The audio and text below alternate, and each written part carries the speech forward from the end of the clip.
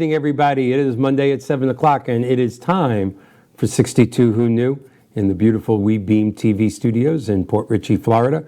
Every Monday we come here, and we hope tonight's going to be an absolutely great show. We have Mrs. Laura Banner, who is the founder and president of Compassionate Education, one of the most largely looked at sources of information and assistance with all pertaining to all types of dementia. Of course, Alzheimer's is the chief one that is on everybody's, the tip of everybody's tongue. But as we've learned from Laura in her past appearances here on the show, that may be the most popular dementia, but there are many more. We're going to discuss a lot of things once we bring Laura on, and we're going to do that post-haste in just about another minute. But before we do that, once again, I want to thank everybody. Our audience continues to grow. We are now between 85 and 90,000 viewers per week. We're very happy about that. We thank you. I always say that that is the result of our great guests. Tonight's no exception to that. But for our new people just coming on, watching 62 Who Knew, let me just give you the premise of our show. Basically, as we approach retirement, as we approach the age of 62, hopefully you've been preparing for many years before that, but at age 62 is when we start thinking, should we take Social Security now? Should we defer it for later? Do we have enough life insurance? Do we need life insurance at this age? Have we saved enough money? Should our investments be chancy and risky? Should they be in the stock market? Should they be in annuities? Should they be in bonds? When I turn 65, do I need a Medicare supplemental policy? Is there a difference between them? Do I need long-term care insurance? Should I consider a reverse mortgage? The point of this show is every generation, including ours, our parents, their parents, their parents, had the same questions as they approached the age of 62. My generation, me being 61 and a half years old, has one different obstacle, one different hurdle to overcome. And what is this generation's obstacle that is so different than our parents and grandparents? Longer lifespans. Thanks to advances in medical technology and scientific technology, breakthroughs in the scientific world, longer lifespans is a fact. And it's a double-edged sword. It's a mixed blessing. In fact, many polls show that if you live to be 65 years old in the United States of America, live to be 65, you have a 50-50 shot at making it to 90. Well, let's do the math on that. 65 from 90 is 25 years. 62 from 90 is 28 years. So that's what 62 Who Knew is. Who knew at 62? You may have 25 to 30 years still left here. That's half the time you've been alive. And the fact is, less than 1% of the United States of America can live from 62 to 90 without some sort of extra source of income. Living for the next 25 or 30 years in a high quality of life is next to impossible for more than 99% of this country. That's why you see so many people in their 60s, like me, 70s, 80s, still working. This show brings on a different guest every week. We repeat guests, obviously, especially our more popular ones, like tonight's guest, to discuss the very, very prevalent and relevant things in our lives. Social Security, long-term care insurance, reverse mortgages, life insurance, Medicare, Medicare supplemental policies, health, travel, population, food, everything that it takes to get from 62 to 90. Because who knew at 62 we still had another 25 or 30 years to go? So that's our premise to the show. Thank you for everybody that keeps tuning in, and to those of you that are new, we think you're going to enjoy tonight. Tonight's guest, as I said in our pre-introduction, is Mrs. Laura Banner. Laura is the founder and president. Wait a minute, got to take a drink. Sore throat. There's Laura. Of Compassionate you know you're getting old when you choke on nothing. Of Compassionate Education, which has become a national source for references on the topic of not just Alzheimer's, but dementia of all types. Mrs. Banner actually travels the country lecturing on this and has become in the medical community a well-known national expert on this topic. And before I welcome Laura officially, she's up on the screen, I have to say that, we all know people dealing with cancer. We all know people dealing with kidney problems, with this, with that, with diabetes, high blood pressure. These are very, very serious problems. But I would take any one of them over Alzheimer's or dementia. This disease shows no mercy. It doesn't care what color you are, what religion you are, what financial status you are. It's on everybody's mind. And sometimes it's correct and sometimes it's not. Oh, grandpa may be getting dementia. No, as Laura has taught us, grandpa may just be getting old and there may just be many, many other reasons for what he's going through. But this is a topic that touches everyone, every family. So without further ado, welcome, Laura. Thank you for coming back. Thanks for inviting me. You're very welcome. So, if we were to talk 10 years ago, we start sometimes the same, but the prevalence of this topic, the relevance of this topic. 20 years ago, even 15 years, Alzheimer's, I knew somebody once that had it, but it truthfully is, I think, maybe the number one fear in America for older people. Let's talk a little about the prevalence of what you do.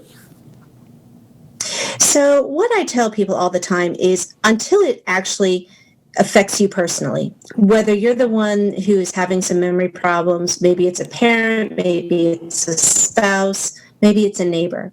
But until it really hits home, most people, it doesn't hit their radar. Yeah, they're aware of it. There's a good cause out there. Alzheimer's Association is certainly making their presence known. But until it hits you, people don't really understand the impact of it. It impacts absolutely every aspect of your life. Certainly right now, we have a global concern, this pandemic that's going around, the COVID-19. Mm-hmm. But let's back up about maybe even just a month ago. We could probably go back 2 weeks ago. Mm-hmm. We were aware of something going on in China. Depending on where you lived in the United States, if you're on the West Coast, you were more aware of it. East Coast, we were spared initially. Now everyone's talking about it. Now everyone is rushing to the store. They're buying their hand sanitizer. They're trying to stock up on their non-perishables because all of a sudden it is relevant to us. And I don't mean to sound so dramatic, but the reality is, as concerning as COVID-19 is for the globe and citizens of the world, it is no less concerning than when someone has to face that diagnosis of some type of dementia, Alzheimer's, vascular, or whatever other type they might be facing. Literally overnight, their world has fallen apart. And I think we've mentioned in prior interviews, I like to tell people there's certain words in my profession that seem heavy. They have this black cloud, if you will, just the word alone. Stroke is one of them. Stroke often, regardless of the size, it might just be a pinpoint on an MRI, and perhaps the person is fortunate enough to have no residual deficits. But just hearing the word stroke and your name in the same sentence is devastating. Yes. Cancer's another one. So is dementia. Yeah. Unlike the others, where there's hope for recovery, dementia, there's not. That's right.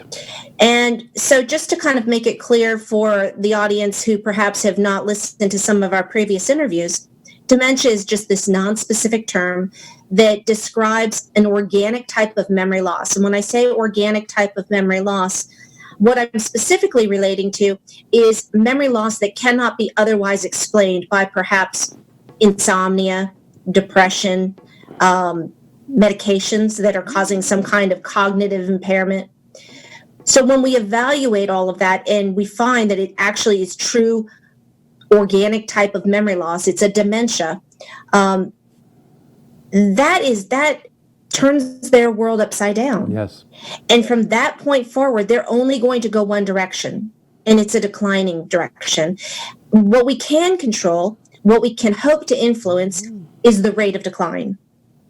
But now imagine if that's the diagnosis that you got and you're sitting with your provider and you've just been given that diagnosis, or perhaps a family member, and that's the best we can offer right now. Mm-hmm.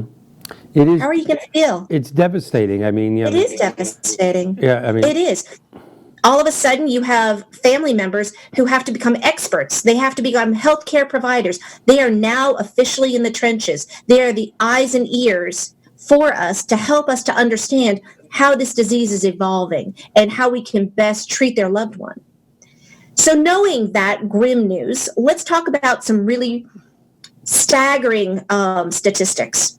So what I noticed in my practice was not only were we having the typical dementias of your Alzheimer's or your vascular or your Lewy body, and there's so many other types. Those are just the most common. mm-hmm. What we're also finding is that atypical dementias that don't act like the other ones, or mixed dementias where you have a combination of two or more types, are becoming quite popular.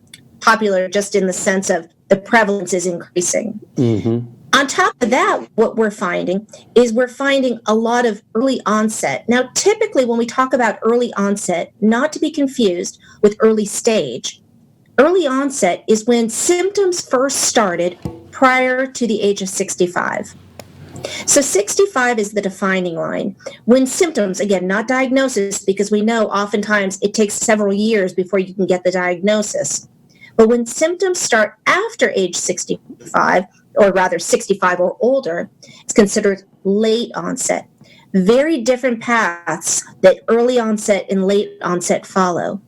This is one of the very rare times that a disease process actually is kinder to our elderly, our seniors. So, for example, let's say someone is 60 when they start to have onset of symptoms, and you compare them to someone who has onset of symptoms at age 70. Let's fast forward 3 years. The 70-year-old at 73 will have had some decline, but really nothing that's significant, assuming there are no extraneous variables like infection or trauma or life-altering situations. Let's look at the 60-year-old. You fast forward 3 years, and there's significant decline. So this is one of the rare times, again, that age is on our side. What I started seeing... That's interesting. It is interesting. What I started to see in my practice several years ago, but over the last 18, 24 months, I couldn't help but notice how many people were presenting in their late 40s and 50s. And they were presenting with early onset Alzheimer's, or perhaps early onset mixed. Now, why that's significant is because there is a type of dementia called frontal lobe dementia, or frontal temporal lobe dementia. And that typically will present 1 to 2 decades earlier than your typical Alzheimer's disease. So these are the people who will show up in their 40s or 50s. That's not uncommon. It's a dementia that is very different. It acts very different. It's where there's personality change, there's disinhibition. Memory is actually relatively intact, but the filter is gone with those individuals.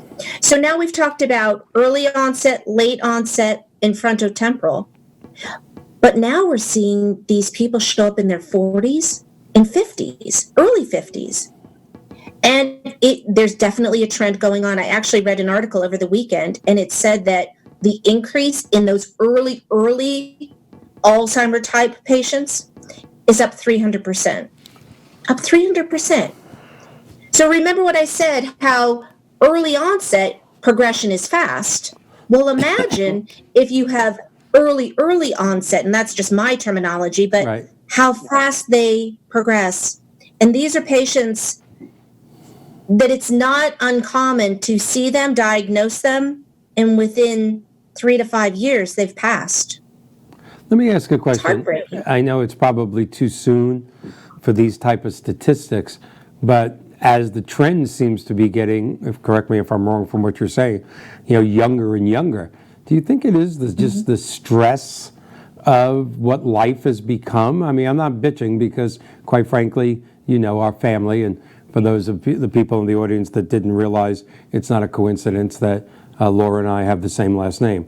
Our family does well. We have our share of a little cancer here and a little diabetes there, and but our family does. But you know what? The world the last 10 or 15 years, whether it be politically, whether it started with 9/11, whether it's the coronavirus, Ebola. I mean, how many things were going to wipe us out in the last 15 years that if you listened to the news, we were all going to die. It was going to be zombies soon. And I'm not trying to make light of it. You have to be prepared.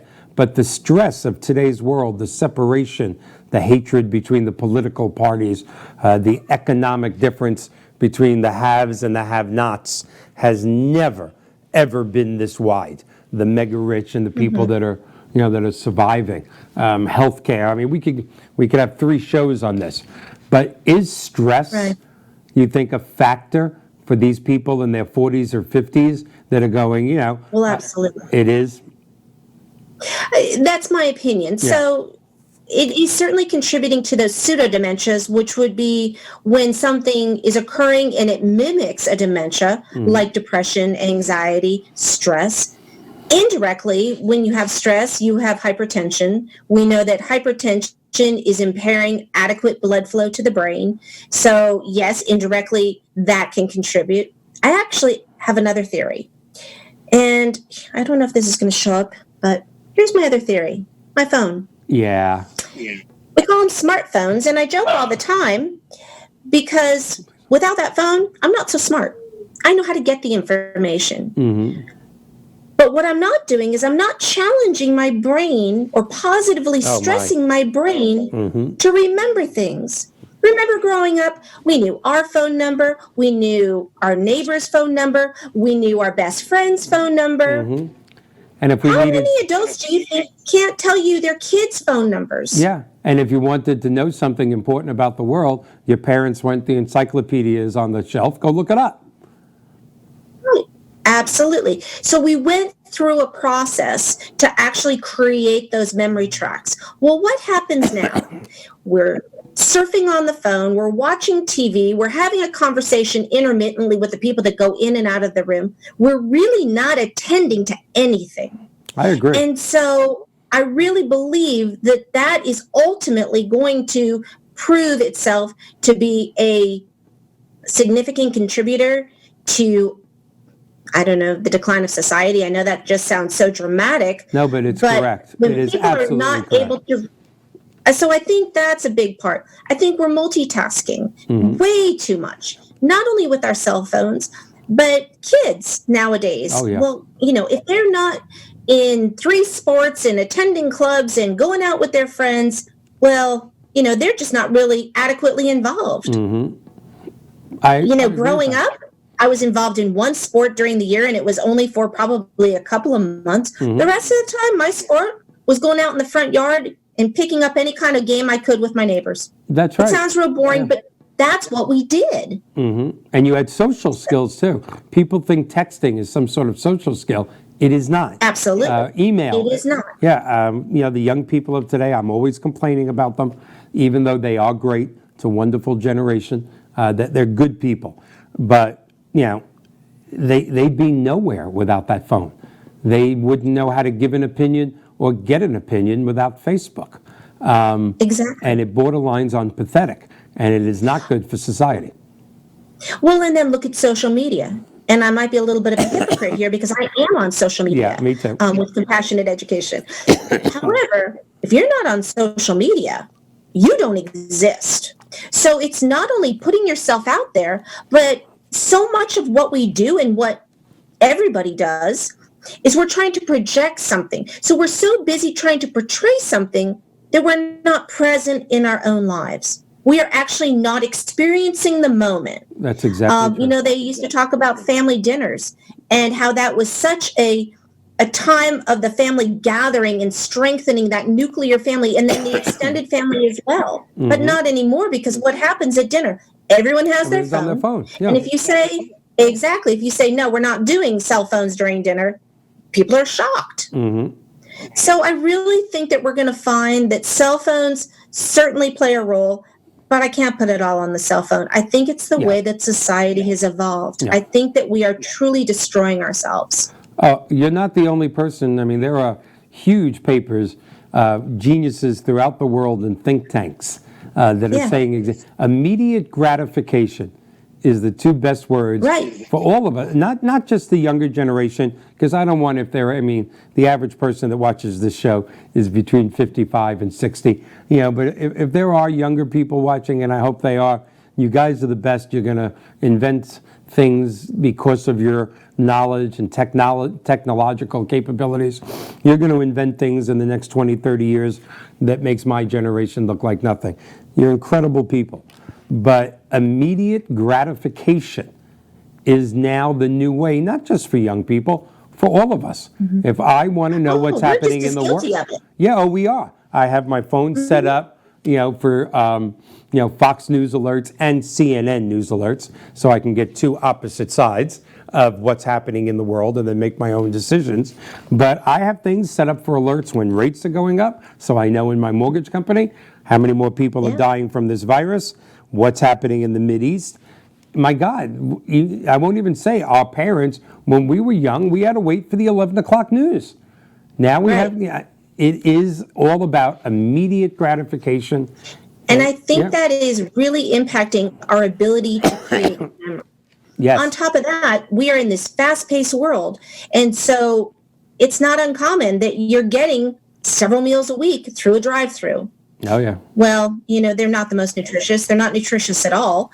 And so is that impacting our brain health? Of course it is. So are we getting enough sleep? Probably not. Well, I probably am because I love to sleep. But most people are not getting enough sleep. We don't practice something called good sleep hygiene, which is what's supposed to happen is we're supposed to train our brain that I'm going into my bedroom, I am going to go there to sleep. But instead what happens is we have the phone on because someone might text me, and it might be really important that they ask me a question that really is not urgent, but I'm going to answer. I'll have the TV on, and I might wake up several times during the night, and I don't have that static like we used to have. It's going to be a show. I may or may not stay up and watch it. I agree. We don't train ourselves that the bedroom is for intimacy and for sleep, and that's it. Yep. We need to establish routines. We need to go ahead when we're not having any impairment with our cognition and say, this is my routine. And you need to be very scheduled with that routine. For example, it's 10 o'clock. I'm going to go in. I'm going to wash my face, brush my teeth, put my pajamas on, and go to bed. And what happens is it develops this functional memory. And so the functional memory is how we know how to brush our teeth, because we learn that at a very young age. How do we know how to brush our hair? How do we know how to get dressed? Because we do it instinctually, but it was something that we learned. That's right. So as dementia progresses and we lose our ability to communicate our thoughts, that functional memory will kick in. So we really need to start now, regardless of what age now is for an audience, and get yourself into these routines. We need to start acting like it can happen to us, because it can. That's right. And so although there's no guarantee that it won't happen, what we can do is mitigate all the risk factors that we have control over. We have the same exact discussion with Mark Goldberg, Bill Comfort, about long-term care insurance. Nobody wants to think about it till it happens. And then, I hate to say it, it's too late. You can still live a good life, but you're not getting long-term care insurance after you have a long-term care event. But I couldn't agree with you more. It is all habits. It's really, amazing. We could take it a step further. I don't know if this has anything to do with dementia, but I know that, kids specifically growing up playing these war games and things like that. I remember when the first all 24-hour news station, CNN, let's face it, they're the pioneer, CNN and Ted Turner. When we first saw those first bombs explode in the Mideast live on TV, I remember sitting in the room with a bunch of people going, oh my God, this is live. People are being blown up. They are dying. And now you turn on any 24-hour news, and the background you see a city blowing up, and you go, Oh, I think I got an email. Let me just check that. Right, I agree. We're have been becoming very apathetic. Yeah, we've become desensitized. War is now televised on a minute-by-minute basis. And I don't think that's good either. That's why it's so easy for us to I go to agree war. with you. I don't care if you're a Republican or Democrat. It's very easy to go, we're going to go do this now, because it's a television show. But it's not. It's reality. Yeah. And so all of those things, I believe, influence, diet, not only going through drive-throughs, but really, are we looking at the best possible nutrition? Are we following a Mediterranean diet or a, diabetic association diet? What are we doing? So it really does make a difference what we put in, because eventually it's going to impact who we are 5, 10, 15 years from now. Absolutely. So I think that certainly plays a role. Stress, 100%, I agree with you, not a doubt. People want to go ahead and take vitamins and take supplements, and I'm not saying not to, but what we know is that the best way to get that is through nutrition, not through a pill or a capsule. That's right. Physical activity, again, just like we've been talking about. We are not the generation that we were when we were growing up. No. The world has changed. I have become a couch potato. I admit it. It's a hard habit to break. I'm tired at the end of the day. I want to go ahead. I want to watch the news. I might have a cup of coffee. Maybe I'll have a cocktail. I'm going to sit on the couch. Yeah. What I should do is I should be putting on my sneakers, putting on a workout outfit, and going and taking a walk. Yeah. Because we know that we need that. That is how we are created. We are not taking care of the one body, the one brain that we have for our entire life. Mm-hmm. We assume it will always perform at the level we need it to perform at. And it doesn't. That said, I kind of want to segue into another part of this conversation, which is caregiver health. Yes.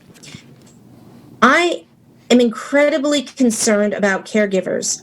And I think I've mentioned this before, but the statistics show that a caregiver often dies before the person they're caring for. The statistics and it's really not a surprise. It's no mystery. Yeah. It is unbelievable. The reason it happens, first of all, is the level of stress that they are going through watching their loved one go down this journey. Yeah.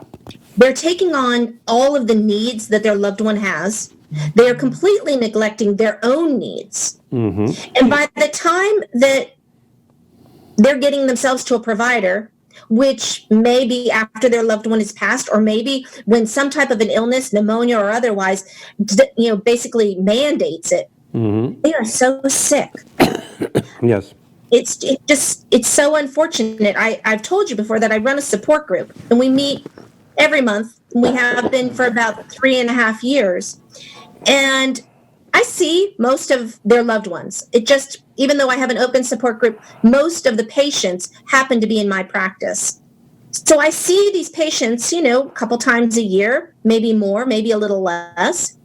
But I see their caregiver every single month. And I'm astounded at how the caregivers are aging. Yeah.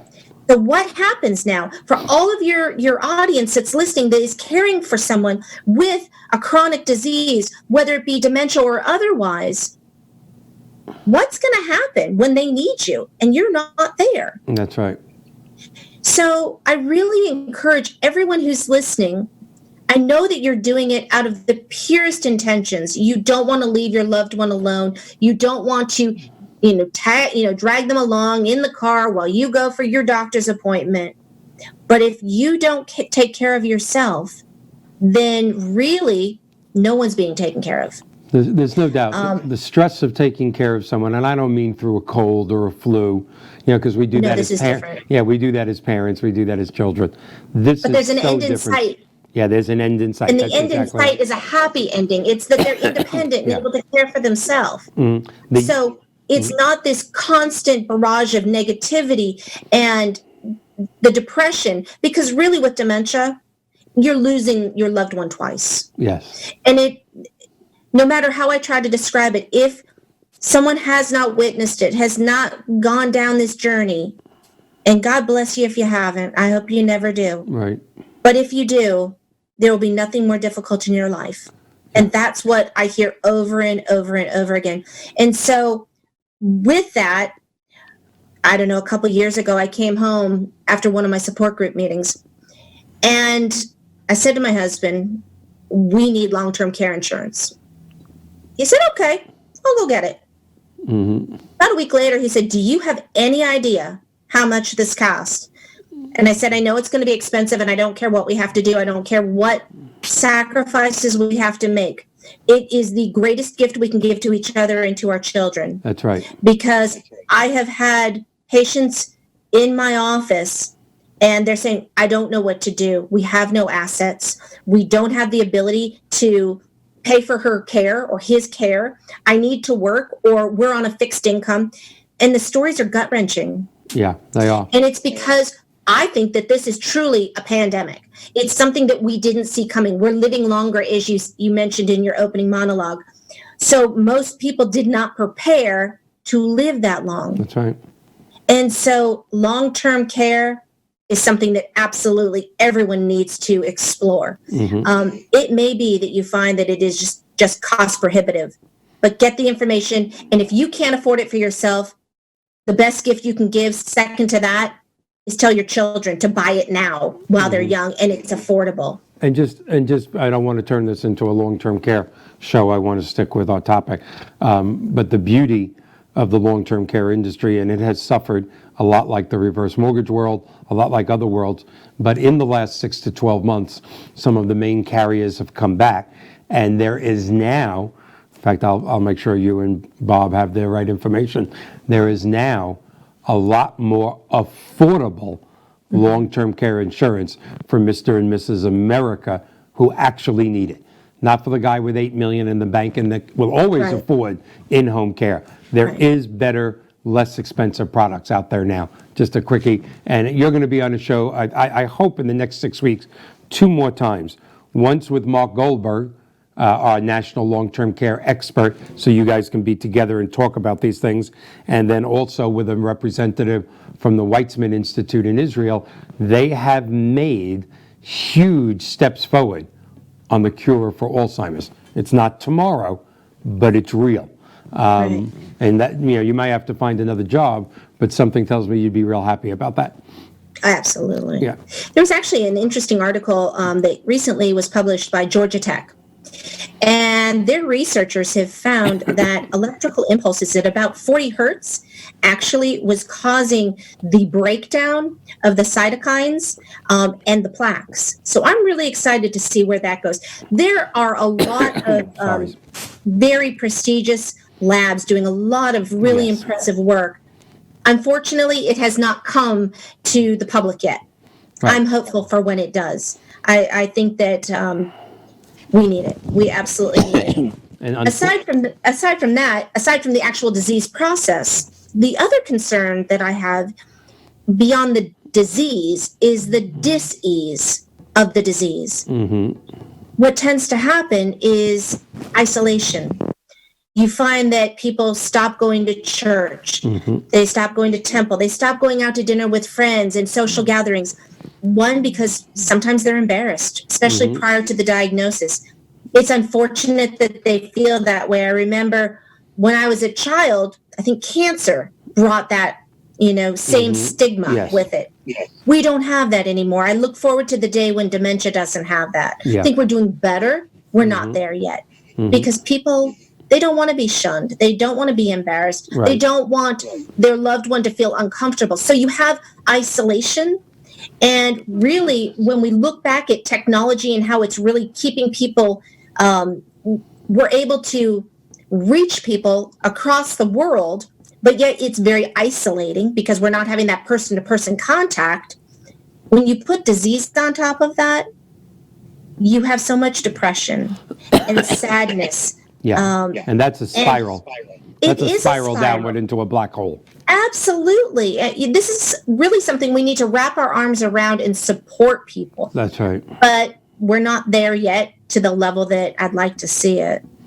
Yeah, this disease, like I tried to convey in the very beginning, but there are no words for this. I don't care who you are. You could have, taken tickets on the Long Island Railroad for 40 years and retired. You could have been a doctor. You could have been a fireman. Yeah, you could have. It doesn't make a difference. Kindergarten teacher. this attacks everything that makes you a person. And when you're sitting in a group of people, and especially your peers or your friends that are in the same age group, or when Bob and I speak, because we're so close, every now and then you start talking about crazy stuff, and I read a lot about suicide and things like that. I don't understand suicide. I mean, it's so final. I know that depression, I don't really suffer from depression, but I couldn't think of a problem that would make me want to end my life, because there's no coming back. But I will say honestly that if I had some sort of advanced dementia where I literally could not remember my children or grandchildren or know who I am, I hope the universe gives me about 60 seconds of cognitive thought to end my own life. I'll give me cancer, give me the other stuff, but not remembering my children or my grandchildren. So here's what's interesting about that. So in the beginning, people get the diagnosis assuming it's in the early Right. moderate stage. Certainly there is depression, sadness, a lot of self-reflection. At some point, though, the person with the memory impairment loses that. They're oblivious. They're childlike, only in their innocence. Yeah. It's their loved ones who see it. So I do tell people when their family member, loved one gets to that stage, if there's any comfort, it's that they don't understand what they no longer have. I don't want to get to that stage. No, I don't want anyone to. I just don't want to get to that stage. Well, it does run in my family, and it's devastating. It's so hard to see, which is a natural lead to the next part. Knowing that it runs in a person's family. One parent, you have a slightly increased risk of developing, I'm just going to specify Alzheimer's. Both parents, it's really not that much more. Oh, good. You don't have a 50% chance of getting Alzheimer's if both your parents have Alzheimer's. Okay. It should be a wake-up call. Yes. I really need to do some things here to really evaluate my lifestyle and see if there's anything that I should be changing and modifying. But what we found, actually it was the Alzheimer's Association in their last publication came out and they documented that for seniors, most people want to be asked about their memory. Most people on their wellness visit would like to have their memory evaluated, not necessarily by a neurologist, but just a basic assessment by their primary care provider. Unfortunately, they are not being asked. Mm-hmm. So I want to empower everyone who's watching this. Please feel free to go ahead and ask for that evaluation and give yourself that peace of mind. And if by chance there is some concern and that concern is validated during that assessment and you do get referred to a neurologist, we're going to make that journey hopefully less stressful, right. A lot more informed, and we will hold your hand during that process. Mm-hmm. But to ignore your concerns, first of all, you might find out that in fact it's not a dementia. Maybe it's depression. Maybe you've been depressed so long you don't recognize it.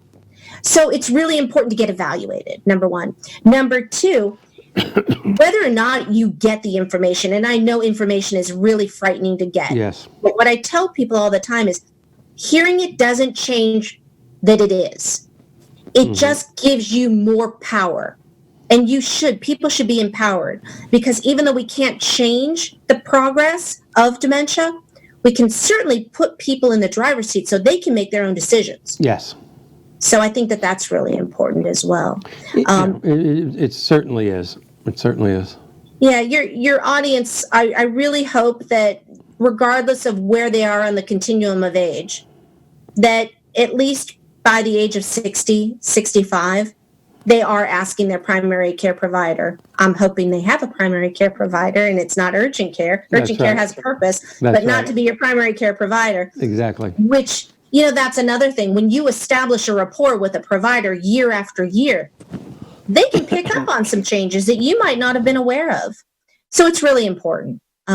You need to invest in your own health, whether it is lifestyle, whether it's taking your medication, getting evaluated, or insurance. Mm-hmm. All of that's important. All right. So I want you to cover as much as you can, because I'm going to ask you some questions. When you say, Michael, I'm done, and we still have plenty of time, so don't worry. If you want to, Okay. I'm going to ask you some specific questions about our family. Okay. I'm, not I going to don't know that any of them are watching, but hopefully, well, I'm not sure. Hopefully or hopefully not, depending on the questions. Where's Bob? Is he downstairs in the living room or upstairs shooting pool? He's downstairs. Okay. He's not watching you?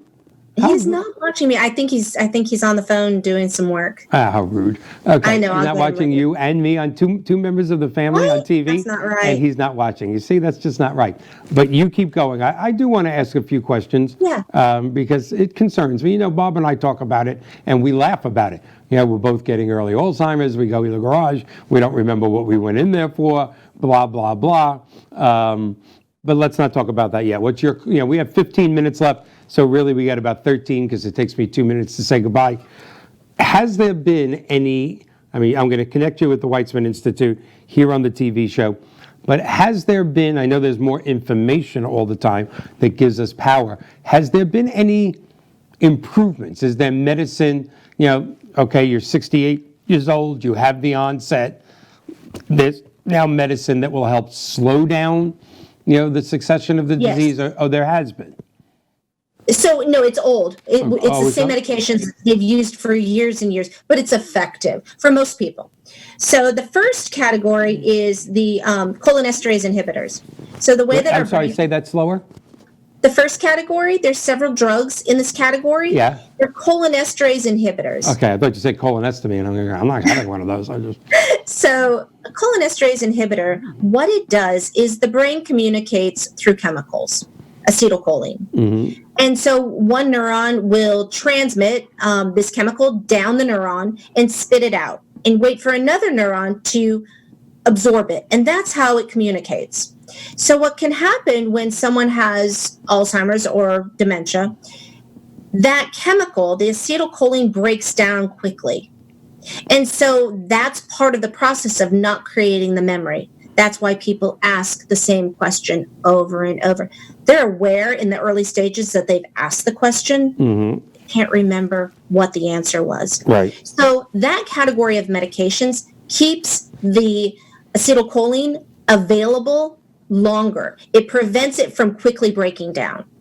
So that medication is indicated for early to moderate stage Alzheimer's or other dementia. And I say, go ahead. No, I just want, is that for the early onset of the symptoms?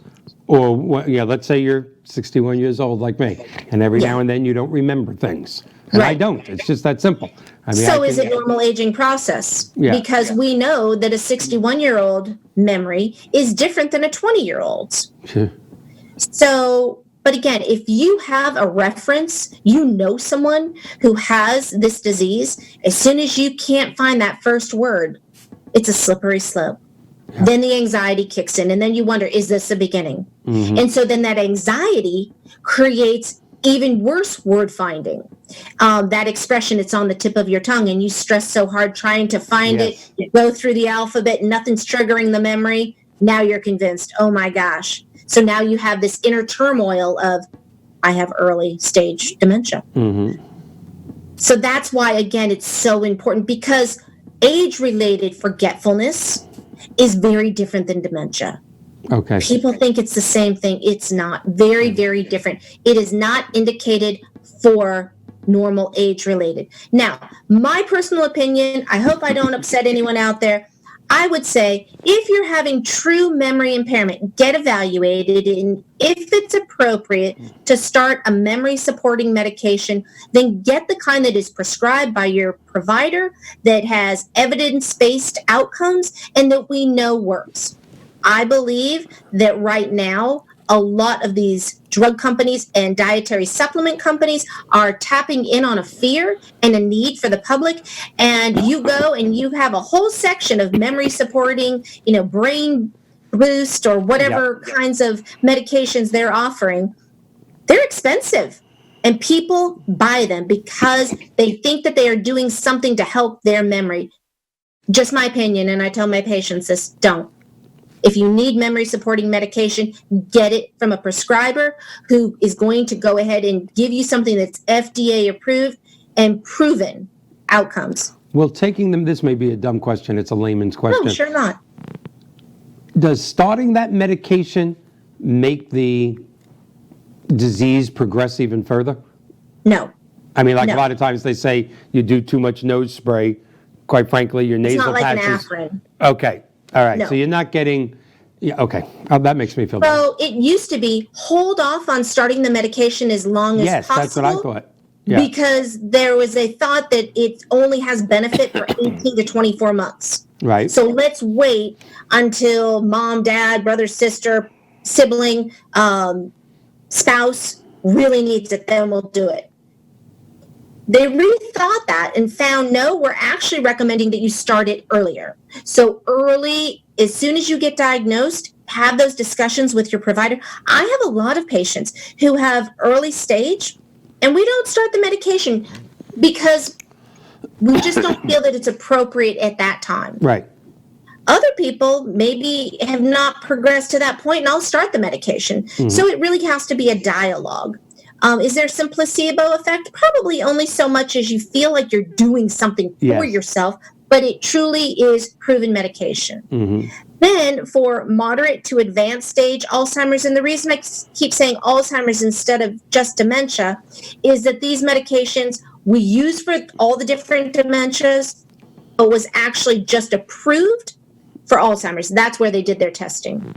But because Gotcha. we don't have a lot of medications, we will do a little bit of off-label prescribing, meaning we may give someone Aricept for vascular dementia. Now explain Why to the not? audience just quickly vascular dementia. Okay, what about it? Yeah. What is vascular dementia as So opposed to? vascular dementia is the one that you really can go ahead and impact. So it's the only one that you truly can see on imaging. And what happens is for either poorly controlled hypertension, high cholesterol, high blood sugar, or untreated sleep apnea. So you're not using your CPAP or your BiPAP. You are not getting adequate blood flow to the brain. So when we look at imaging, we can see there's a lot of tissue that is ischemic or dead, and it's no longer functioning. So it's kind of like a circuit board. Your brain is very logical. Every part of the brain is responsible for a different function. So with vascular dementia, what will happen is this will be someone who will have a lot of ischemia because of any of those factors that I just mentioned. And so when you look at imaging, you can see it. So we can be really aggressive with that. I can't reverse it. I can hopefully reduce the risk factors of progression. The damage is done, Right. but that's what vascular dementia is. Okay. So what I tell people is, if you have, atherosclerosis, you have heart disease, the chance of it just being isolated to that one organ, unlikely. Whatever blockage you have in your heart is probably also in your brain. Maybe you just aren't aware of it yet. Right. So that's what vascular dementia is. I got you. Thank you. So we have the Aricept for early to moderate, and then for moderate to late, we have Namenda. So Namenda is very helpful, again, for conversational memory, but it also really helps for functional memory. Again, that's the memory that allows us to go about our daily tasks without giving much thought to what we're doing. It's how we know how to go ahead and put food on a fork and put the fork up to your mouth, and you're doing it without thinking. So this is really important, not only to preserve memory to the best of its ability, but as the disease advances and the person then is needing to have assistance with their what we call ADLs, activities of daily living. Right. They're bathing, they're dressing. Wouldn't it be wonderful for their caregiver to have the person with the memory impairment be able to participate in their own care? I mean, it And has to isn't be it a better for them. gift? Yeah. Yeah, and isn't it a gift for the person with the memory impairment to still have some ability to participate in their own needs? So we ideally would like to have the individual ultimately on a cholinesterase inhibitor and Namenda. They work best together, but they certainly work very well individually. Okay. That's not the, I shouldn't say last stage, but that's for the advanced, that Namenda. moderate stage to advanced. At some point, you've crossed the threshold. When you're in late stage and you're just getting a diagnosis, really, it's too late to start those medications. Exactly. The window has been closed. All right. So we have a few minutes. We have 6 minutes left. I'm going to ask you a couple of questions because obviously you know the family. My father, who died a little before his 82nd birthday, had a little memory loss the last few years. Sometimes he'd ask me if I remembered one of his friends, from World War II, 15 years, 20 years before I was born, but was still writing mortgages, bowling, averaging 180, blah, blah, blah. He was all there. My mom died in her 70s, unfortunately, of cancer. Sharp as a tack. Let's talk about Sid, who is an incredible individual. Bob's father, your father-in-law. At 85 years old, I would have put his brain, against most people in their 50s. National world three-cushion billiard champion, playing chess with me over the phone. Yes, the computer confused him sometimes, but that was his his age bracket, or his generation, not lack of intelligence. Oh, absolutely. I don't know much about Uncle Philly. Uncle Normie was pretty damn sharp till the last minute as well. Bob and I have he's probably downstairs going, what is he saying? I'll leave you out, Bob. I don't think I have Alzheimer's, but I do surprise myself with still remembering my name and phone number and address when I was 5. But that's long-term memory. Right, but not remembering that I just said to somebody, before the show, I'll call you back right after the show. It's just amazing. So it worries me. So what you bring up, people say to me all the time, how come they can remember all these previous events, but they can't remember what they did yesterday? So memory, you have to think about how long has that memory been there. So something that happened last week is a relatively new memory. Last memories created are going to be the first lost. So it's really like a cycle. Last memory, let me get this now. Last memories created are the first ones lost. You would think logically it would be the old ones. No, think about it this way. Those memories, those old ones, have been there since you were a child. So they're implanted there.